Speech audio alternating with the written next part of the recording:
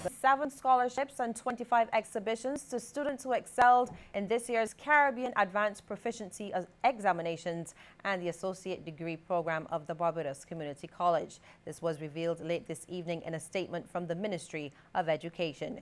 Queen's College received the majority of scholarships, with 15 students being awarded, and they are Zaria Blackett, Sadio Yard, Selena Burke, Ryan Thomas, Danielle Herbert, Erica Jordan, Aaron Small, Alicia Anderson, Lacelle Brewster, Bianca Boyce, Darisha Lashley, Sasha McDowell, Chad Simmons, Chanda Mwanza, and Amon Rollins. That school also earned 14 Barbados Exhibitions, which went to Marquita Haynes, Rashad Lopez, Erin Stephanie, Adel Aline,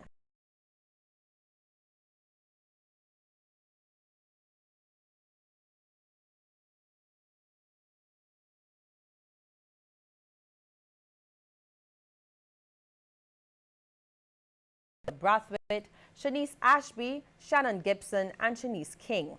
Now, 11 students from Harrison College were also awarded scholarships, and they are Steffi Agard, Elijah Aline Smith, Tremaine Craig, Kyle Griffith, Chloe Harvey Reed, Kaman Bridgman, Kristen Lowe, Kamisha Maynard, Alana Clark, Zakia Nana, and Edward Oki. The 8 exhibition winners from that institution are Sean Gloman, Nathan Claremont, Daniel Devonish, Jack Emtich Cave, Amber Evelyn, Michaela Nurse, Camille Springer, and Brian Wood. BCC student Cherise Griffith was also awarded a Barbados scholarship, while the 3 other students from that institution, Makeda M.D. Kelly, Musa Deja, and Jendai Worrell, received exhibitions. Well, a recent application by a local retailer to import a container of chicken has been denied. CBC News understands that the decision by the Barbados Agricultural Development Corporation, or the BADMC, was made known to all of the parties concerned yesterday. Chief Executive Officer of the Barbados Agricultural Society, James Paul, is pleased with the outcome. We have received communication that the application for an import license to import poultry, we are not sure, but we understand. We actually met, considered it. And I think that I can say that, that it was agreed with the parties involved that it would not be in the interest of the country to grant that import license. And they think that we are satisfied really that there are no shortages of poultry in Barbados. And that, the stakeholders themselves can actually meet the supply requirements without having to import poultry.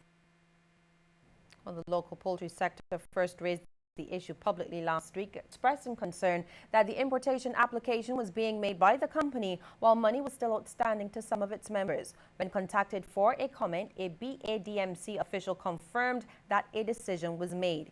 The official says that there is a mechanism and form in place for any application made for the importation of chicken, and that the procedure was followed as it is in every case. Barbados' largest and most cost-effective solar photovoltaic plant is a step closer to reality. The Barbados Light and Power Company Limited has signed a contract with Grupo Tech to construct the 10-megawatt solar facility at Trent over in St. Lucie. Grupo Tech is an international company that develops, builds, and finances renewable energy projects. The proposed solar project represents a total investment of more than 40 million Barbados dollars and is expected to generate up to 80 jobs for Barbadians during its construction. Interim Managing Director at Light and Power, Sarah McDonald, says the project underscores the company's goal for more renewable energy and less fossil fuel generation. It's also in keeping with the Amera strategy for clean energy solutions. McDonald adds that the power company is focused on transforming energy generation on the island and on stabilizing the cost of electricity for customers. Now, Grupo Tech's managing partner, Manuel Folgada, says that his company is proud to be a part of the strategic move to renewables within Barbados. Well, the project of installing the 6 speed tables along the Nursery Drive is on schedule. Board member of the Transport Authority, Junior Jordan, gave this update while speaking to CBC in an interview. He says that the project will be completed tomorrow. The project, as I understand it, is on schedule to be finished by tomorrow, Friday. But I also, as I said, I want to make an appeal. And the appeal is this: all PS drivers who operate from the river terminal, I want to suggest to you, you've been doing a very good job on the roads of Barbados. I want you to continue that. But more importantly, on Nursery Drive itself, use the traffic calming devices, the tables, as a way for you to deliver the kind of good service to the commuters that you know you can and you've been accustomed to doing. And Mr. Jordan is making an appeal to PSV drivers to seriously consider the safety of their passengers as they approach those speed tables. All persons, including PSV drivers going through Nursery Drive, will now be forced to slow down, because with a traffic calming device, if you go over it too quickly, two things are going to happen. You lose control over the vehicle, one, and secondly, and more importantly, the commuters or persons on the vehicles will get a very rough ride. You don't want that. And that is the specific reason why the traffic calming devices have been placed on Nursery Drive. Media houses are being asked to not allow the negatives to outshine the positives done by the Democratic Labour Party. General Secretary of the DLP, George Pilgrim, says that media houses must give the DLP a fair break in their news reports. Even when something positive is taking place, the headline somehow seems to be embellished with a negative word. The Democratic Party can do no good, or cannot do enough good to satisfy the thirst of some elements in the society.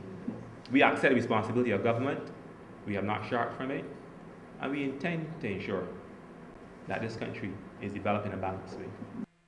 Mr. Pilgrim was speaking during a press conference to announce the party's 60th anniversary celebrations. He says that the DLP has a different agenda to the Barbados Labour Party, stating that the DLP is interested in developing a social agenda. We've indicated that one of the prime impulses of this party is to see the rapid development of Barbados. And we've focused a lot on the social agenda, despite the criticisms, okay? You've heard that the opposition have asked that we abandon the idea of free bus fares. They've asked that we abandon the idea of summer camps. They've asked that we abandon the idea of organizing sports at the national level. They've asked that we abandon the idea of constituency council. Every single thing that we advance that revolves around people, they've asked us to abandon. That separates us from the Barbados Labour Party. Well, we'll have more news in just a moment, but first we want to get your take on this question. Should chicken importation be a last resort if local producers cannot meet the demand? You can text yes or no to short code 8111, and of course we'll have the results for you at the end of our news.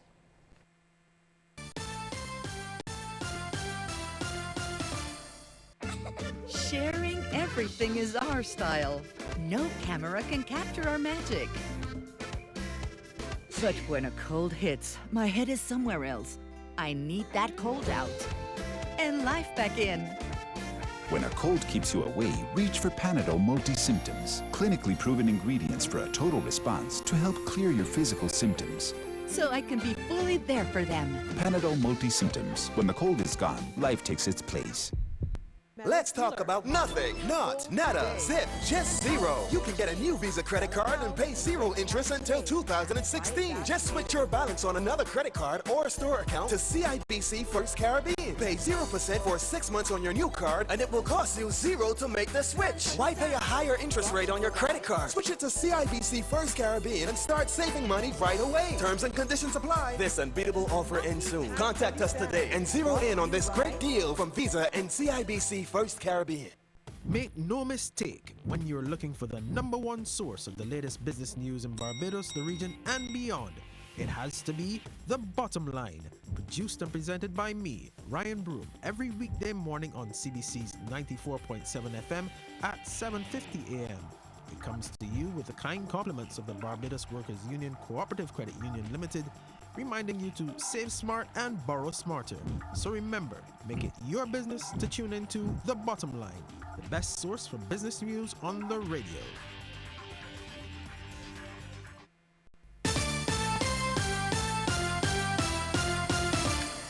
A summer camp director is blaming the recent increase in violence to negative behavior displayed during childhood that hasn't been addressed properly. This is the view of Gwyneth Rollins, director of the Christchurch Girls' School's National Summer Camp.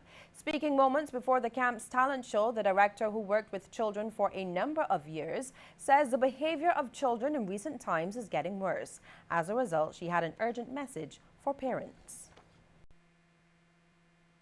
these children, despite their disobedience and their disruptive behavior, they're lovely children, they're lovely beings, and we don't want to lose the fabric of society. They are precious jewels, and I would like the parents to look out, sit with them, talk with them, don't talk to them or talk at them, but talk with them and show them love, because working with them and dealing with the disruptive behavior, I see that a lot of them need love. Ms. Rollins went on to add that Barbadian schools ought not to follow other countries who have removed religion from their curriculum. Instead, she believes that schools should focus more heavily on religion if the problem is to be solved.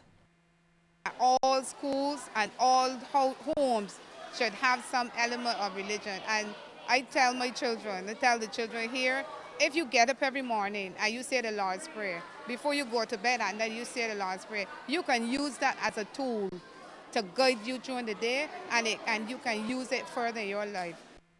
The Barbados Youth Development Council wants the voices of Barbadian youth to be heard. For the group's president, Kimberly Norville, young people shouldn't resort to silence or feel their views or opinions will be discarded.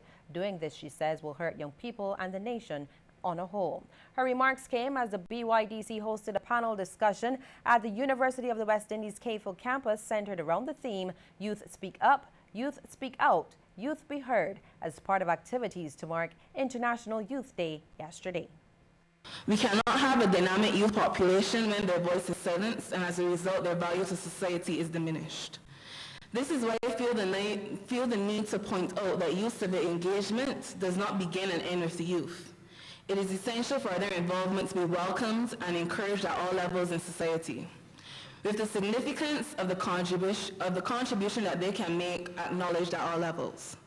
The ongoing economic challenges have resulted in a larger number of people in need. That's according to the Kiwanis Club of Barbados, which says it has been doing its part to help as many needy families as possible with hampers and other donations. The club recently got a major boost to its efforts thanks to a partnership with local ice cream manufacturer Baiko in a give-back program called Each One, Reach One. Immediate past president of the Kiwanis Club, Malcolm Smith, said that the initiative had an emphasis on children in needy families. Baiko has assisted by ensuring that at least 30 families across the island will benefit from the hampers. Because of the ongoing economic difficulties that the country is facing, and the fact that a number of people have been made redundant or laid off or been terminated, we have found that there's been increased need by families for this type of gesture. We have actually, within the Kiwanis Club Bridgetown, started to identify more and more people and work even more closely with the welfare department in identifying these families. Meanwhile, Baiko's mobile fleet manager Barry Farnham said that the company was pleased to partner with the Kiwanis Club to make a difference in the lives of needy families.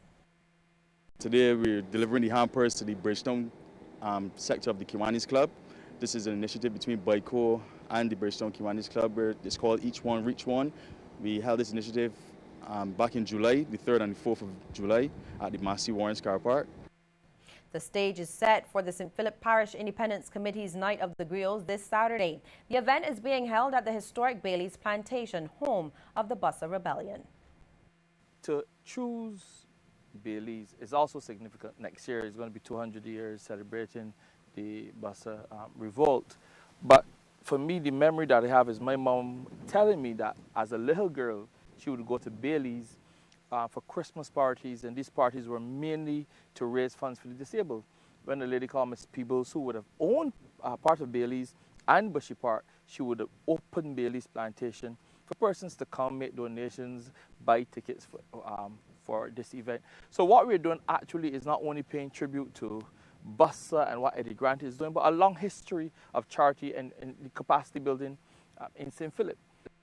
Mr. Padmore says the event is being held under the theme Taste, Tour, Treasure, and the focus is community tourism. Mr. Padmore also says there will be performances in drama, dance, and kaiso. Well, Combermere's first female principal, Dorian Pyle, died today at the age of 73 at her home following a brief period of hospitalization. Described by former colleagues as a Combermere legend, Ms. Pyle served Combermere as principal in a strict but fair manner for approximately 10 years. When contacted by CBC, Ms. Pyle's son said that he was in no position to comment, and CBC extends condolences to her family. Well, Barbados is also mourning the loss of one of its culinary icons. Evelyn Walcott, founder of the popular Granny's restaurant in Oistins, died Tuesday evening at the age of 96. She leaves to mourn 2 sons and 10 grandchildren, as well as the Oistins community where she served for many years. Only positive words can be used to describe the lady who established a popular Granny's restaurant in Oistins. These sentiments were expressed in a somber parishland home where CBC visited the son of the late Evelyn Granny Walcott, who died on Tuesday. She was one of the most loving persons in the world. The grieving Charles Walcott, better known as Rudy, described his mother, who was 96, as a single mother who fought to ensure that her children were brought up better than she was. However, the mother of 2 was not only a love of her family, but also the community. In all streets of life, there's somebody who Gran has touched. Mr. Walcott says the popular restaurant emerged out of his mother's passion for cooking. He says she first started selling food from a basket on her head, but soon opened a small canteen. Her passion for youth saw her open a canteen at the Foundation Boys School and then Foundation Girls. But the business, which stood for more than 30 years, began as a ploy to bring the popular Baxter's Road pig liver closer to home. Mr. Walcott shared with us how it first got its name. We used to call her my mom, right? But then when the business was started, we wanted to find a name that kind of reflected the old time, you know? And there was a friend of ours who said to us, but you know, man, Grans would be a good name. And I somehow didn't like the Gran, and I said, her Gran, let me call it Granny's. He also said while his passion was always business, Granny just wanted her customers to be happy, and she did just that. If a customer came to Granny's and we ran out of cuckoo, she would tell them, hold on a minute, you know, and she says, just a second. She goes in the back and stirs up one of the best cuckoos they have anywhere. And today, up to today, we're still famous for cuckoo. Today, the business is still popular for its chicken gizzards, liver, and necks in an area better known for fish. Although business has been slow of late, he lauded the work of his loyal staff. He hopes this can preserve the legacy of a woman who lived a life of love, strength, and dedication. May she rest in peace. Ryan Broom, CBC News. Still to come, look at some of the stories making headlines across the region. But first, a reminder that we want to hear from you on this question. Should chicken importation be a last resort if local producers cannot meet the demand? You can text yes or no to short code 8111, the result at the end of the news. And you can also follow us on Twitter at CBC_Barbados and on our Facebook page, CBC Newsroom Barbados.